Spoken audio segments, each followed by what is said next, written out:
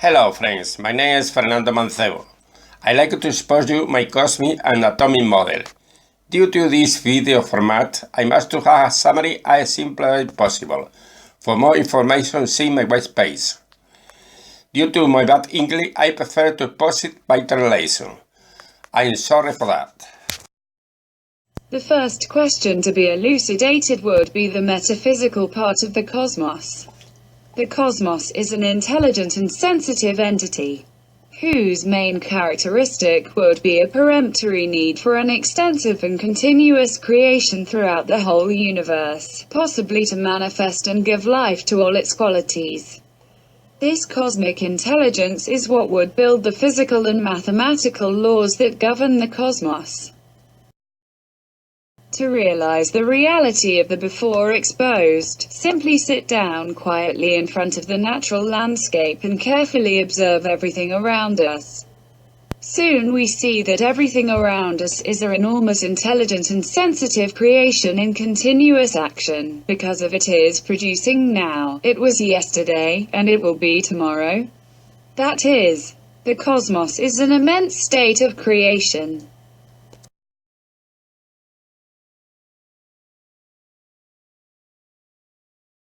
To build the universe, the cosmic entity begins its creation with two basic elements that are space and the universal movement. Then, with these two elements he composes other more complex elements in exponential order to avoid complications of acting in the different cosmic places. That is, the cosmic entity puts the same physical and structural laws in all places of the universe. Allow me now to expose those two basic elements from which other more complex elements will be born and developed. Those two basic elements are 1. The space, or scenario where all subsequent cosmic creation will occur. 2. The universal motion, to give energy, movement, time and life to all other things and creatures that are going to be produced.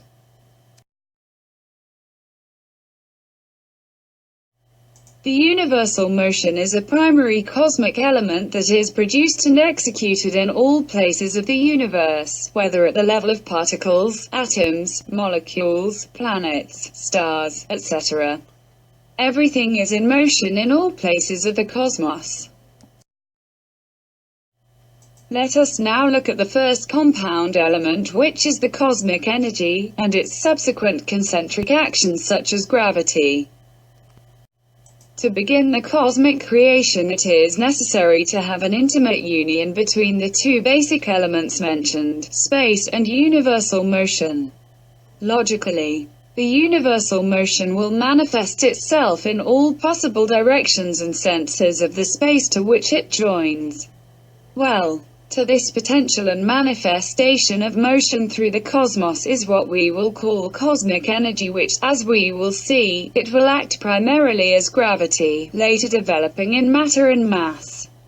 For these later to form particles, atoms, stars, etc. We can also call this cosmic energy ether, dark energy, etc. Well, once we have obtained the cosmic energy that manifests itself as a movement towards all possible directions and senses, we see that these energy lines are distributed and separated from each other with which, and in principle, they cannot add, accumulate or form clusters of energy. But this first consideration is not correct, because there is a form of accumulation of the cosmic energy, and this form it is the concentric action on any point in space.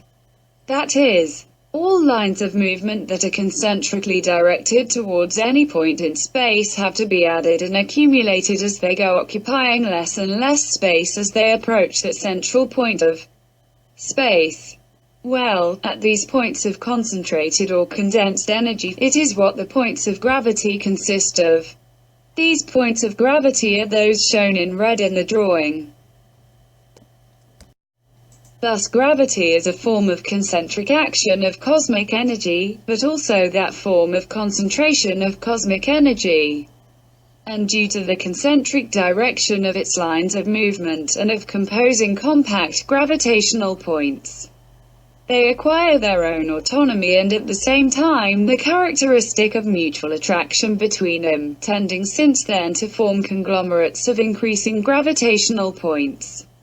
This capacity of mutual attraction of the gravitational points makes them can accumulate to form conglomerates of gravity points that will later give rise to the matter on its mass, amount of matter of any conglomerate, to form particles, atoms, etc. However, before seeing how the matter is structured, we should study the law of universal balance to better understand the material structure of the cosmos. Law of universal balance, because the cosmic energy is distributed and completely fills the entire cosmic space. This distribution produces a pressure that tends to achieve equal energy density in all cosmic places and systems. In this sense, and as we have seen, if there were any significant accumulation of energy somewhere in space, immediately a pressure force would be produced from this accumulation to the outside fluid pressure that would try to distribute the energy again the surrounding space to rebalance the average energy density of the cosmos. Well, these forces of pressure and redistribution of energy are the magnetic forces. As we will see, these magnetic forces are given at different levels and potentials according to the needs of rebalancing that exist in each place and material system of space. In principle, all accumulation of matter creates its magnetic field, but can only be seen clearly in large accumulations of matter with high energy density. Forces in magnetic fields. As we have said, magnetic forces are pressure forces of cosmic energy to distribute the density of this energy with equal potential in all places and systems of the cosmos. For this reason, when significant amounts of energy or matter accumulate in a certain place in space due to the gravitational attraction and force, the rising magnetic forces of this energy pressure begin to work to balance the distribution of energy through space with different potentials according to circumstances. 1. The first action consists in structuring orbital systems, which respecting the nucleus of matter produced by gravity, decreases the energy density by creating a system with large volume and lower density. This system consists of the central nucleus already created by gravitational action, and nascent gravitational fields that create orbits around the nucleus and place orbitals or satellites in these orbits. Actually, we can say that the void created by the accumulation of gravitational points of matter is now fully occupied by a nucleus and orbitals around it. In these orbital systems, the orbits are defined by the rotation of the nucleus according to its speed and potential. 2. Once we have seen the construction of orbital systems, we will refer to another level of magnetic action, which is to ensure that these created systems have the same energy density at all times.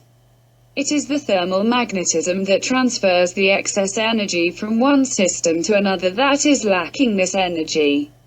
For example, an atom that is left over from energy will try to pass it to another that is missing from it, for example, in chemical reactions. 3. Another level of magnetic performance is high potential magnetism that destroys large systems, uranium, supernovae, etc. The large orbital systems, as they increase in size, are compressed for gravitational reasons, reaching a level of energy density that the cosmos can no longer support. In this case, the magnetic potential exceeds the gravitational potential and explodes the system to create other smaller systems with an allowable energy density. Fourth dimension, parallel or exponential universes. Matter is a composition of condensed cosmic energy, and as we have seen, it is composed of space and movement, and even time. Well, as all these elements have the mathematical property of exponentiation, that is, any unit of space, for example, can join other equals and produce a higher unit. Thus the sum of millimeters gives us a superior unit such as the meter. The sum of meters will give us another superior unit such as the kilometer, and so on. The same thing happens over time. But and with the matter? Well, the same must happen because it is composed of space, movement, time, etc., and therefore orbital units of matter such as atoms can join and form other higher-level units such as stars. Thus units of any level, atoms, can be added to form others of a higher level, stars, which will logically have the same component elements and the same properties, which should produce an equivalence of elements and dimensions between systems. For example, in similarity of elements, see a solar core, and an atomic nucleus will have been seen, see a planet, and an electron will have been seen, see a moon, and a neutrino will have been seen, see a comet or meteorite, and a heat particle will have been seen, see a galaxy, and you will have seen a high power cosmic ray, -1, or a photon, -2, see the explosion of a supernova, and you will have seen a nuclear fission, -1, or a big bang, +1.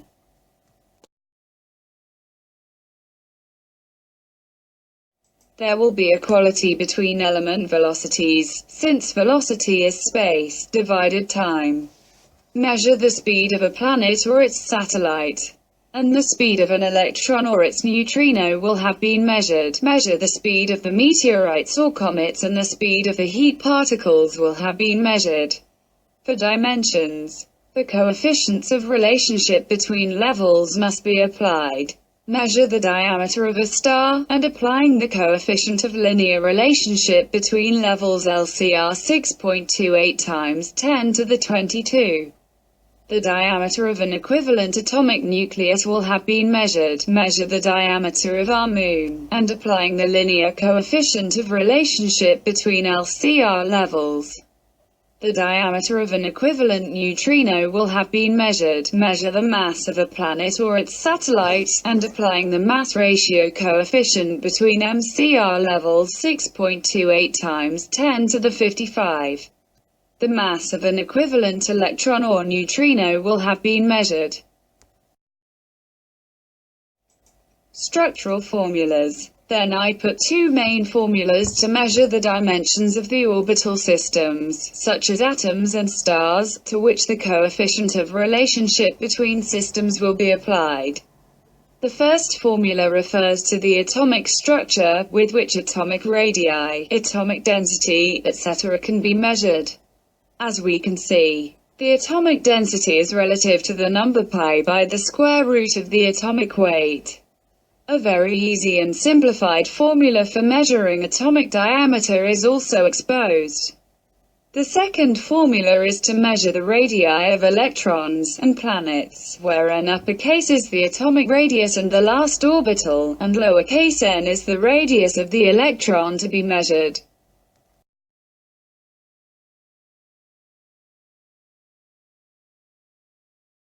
Dear friends, we thank your interest, and I hope the basic elements of this model can be understood.